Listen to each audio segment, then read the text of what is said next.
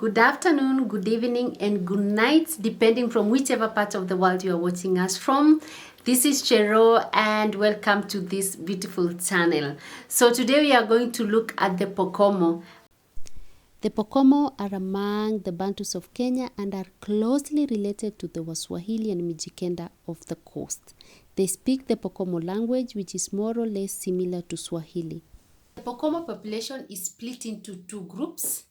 We have the upper Pokomos, which makes up to 75% of the population, and the lower Pokomo. The upper Pokomo are mainly Muslim and have been so since the first half of the 20th century.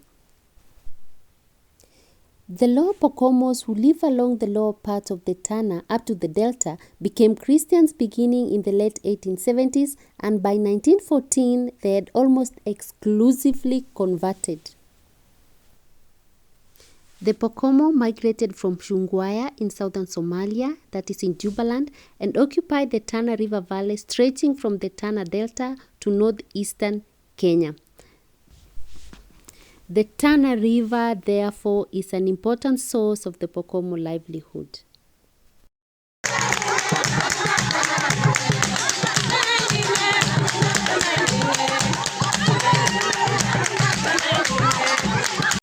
You will all agree with me that Pokomo culture is full of glamour, humor, rituals, and even rules.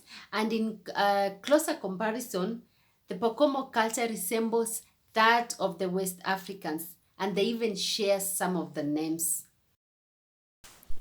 The Pokomo were historically an agricultural and fishing community. They grew plantains and sugar on the banks of River Tana, and on the lowlands they grew rice. Elsewhere they grew maize, beans, and other crops.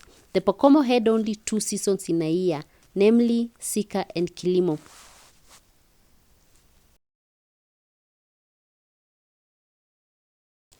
They were able to tell by looking at the sky and the moon whether the coming rains were from Mvula ya Masika, short rains, which meant that the community will plant fast maturing crops, or Mvula ya Kilimo, long rains, which meant that the community will plant long maturing crops and those that required a lot of water to mature, such as rice. The heritage and culture of the Pokomo community continues to fascinate and inspire.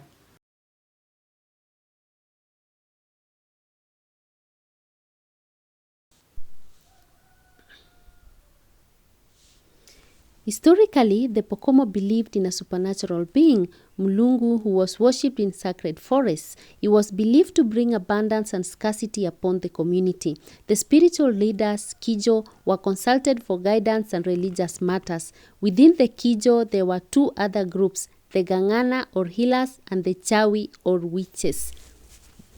Kijo is a group of elders who are believed to possess spiritual powers and were sought whenever the community needed spiritual guidance.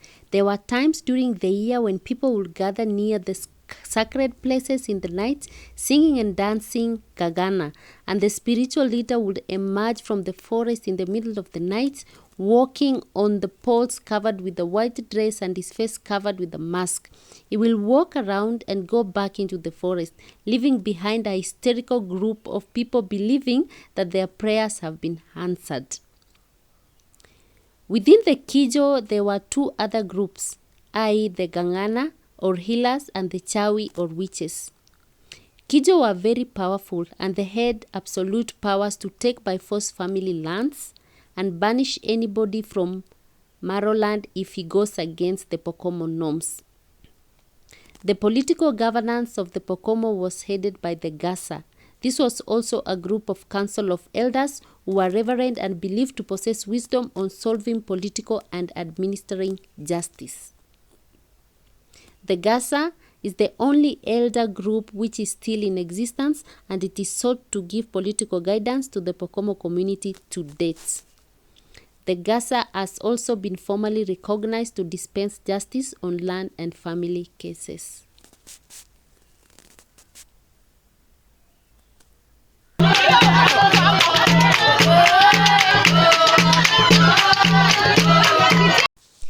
An interesting fact, though, is that the Kenyan national anthem was borrowed from a Pokomo lullaby, which was composed by Mzee Menza Moroa Galana of Makere village. Mzee Menza died on 12 November 2015 at the age of 96. May his soul rest in peace.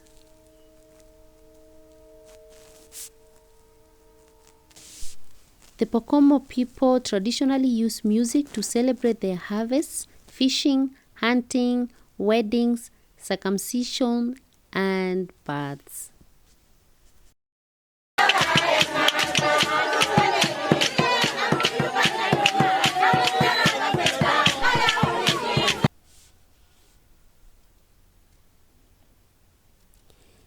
In some communities, the Pokomo still follow a traditional system of marriage which involves payment of a bride price or mahari. The man informs his parents about the bride, and his parents therefore examine her family background and grant approval. They then visit the bride's family and present perenkera. Perenkera is a small vessel for holding tobacco as an indication of their son's desire. They introduce the topic to the girl's parents and they are told to consult the lady. So if the lady accepts, then the groom's family will go and come back with the basket made of fruits to show a sign that they are ready to move to the next level, okay? And so if the girl's parents accept the basket made of fruits, and then the groom's family will make arrangements to come on a later date with the ash or jifu from a specific kind of tree. And then they will pay the dowry, which is also known as mahari, followed by the wedding ceremony.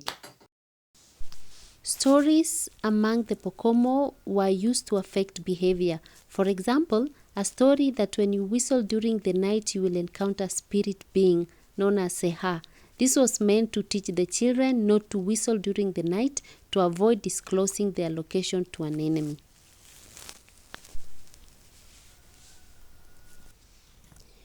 Their age groups were formed by adolescent men who were circumcised together. Some of these age groups include Uhuru or Wembe, and this is an age group that was circumcised during the time of Kenya getting independence. We also have the Mau Mau, we also have the Shiti, there is also an age group called the Pali, and there is another age group called the Kingishore.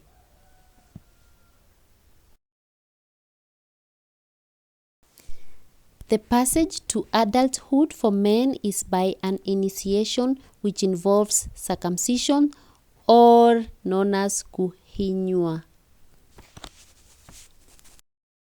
Dating back centuries, the stories and traditions of the people of Kenya are some of the most fascinating in the world. They have enriched the country through social, economic, political, and cultural activities, each with their own unique stories. The Pokomo have songs and dance for different occasions, events, or celebrations. But an interesting one is a song known as Dulila, where it was sung to correct the behavior of an individual by shaming him or her over disgracing the community. These songs were mainly sung by women in a group, and they approached the person who was erred or done wrong and start to pinch him or her. Many of the cultural practices of the Pokomo people are still embraced today. However, we have to accept that most of them has been influenced by the changes in the society today.